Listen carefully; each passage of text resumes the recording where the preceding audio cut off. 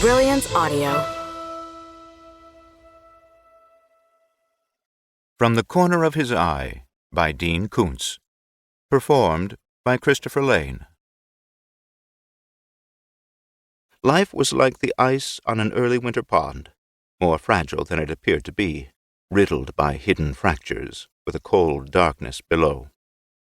Besides, to Joe Lampion, Agnes was not in any way average, regardless of what she might think. She was glorious, unique. He didn't put her on a pedestal because a mere pedestal didn't raise her as high as she deserved to be raised. If he ever lost her, he would be lost too. Throughout the morning, Joe Lampion brooded about every known medical complication associated with childbirth. He had learned more than he needed to know on this subject months earlier, from a thick medical reference work that had raised the hair on the back of his neck more effectively and more often than any thriller he had ever read. At 12:50, unable to purge his mind of textbook descriptions of antepartum hemorrhage, postpartum hemorrhage, and violent eclamptic convulsions, he burst through the swinging door into the kitchen and announced, "All right, Aggie, enough. We've waited long enough." At the breakfast table, she was writing notes in the gift cards that would accompany the 6 blueberry pies that she had baked that morning. "I feel fine, Joey." Other than Aggie, no one called him Joey.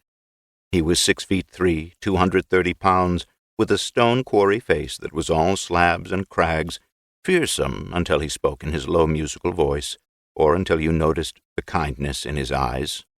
"We're going to the hospital now," he insisted, looming over her at the table. "No, dear, not yet."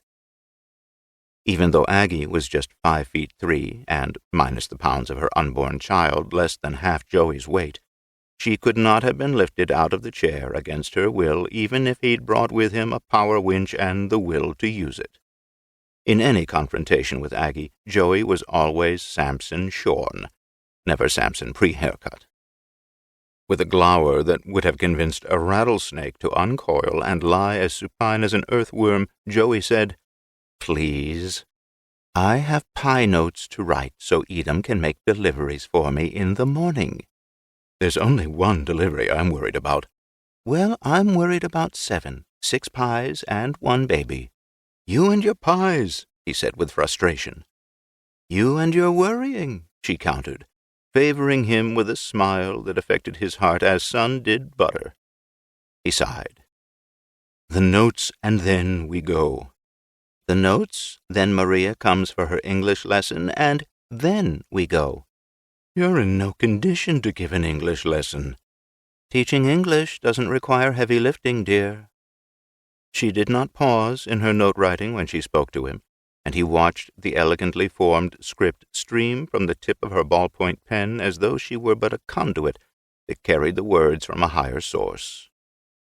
Finally, Joey leaned across the table, and Aggie looked up at him through the great silent fall of his shadow, her green eyes shining in the shade that he cast. He lowered his raw granite face to her porcelain features, and, as if yearning to be shattered, she raised up slightly to meet his kiss. "I love you is all," he said, and the helplessness in his voice exasperated him. "Is all?" She kissed him again. "Is everything?"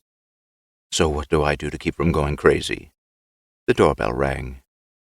"Answer that," she suggested,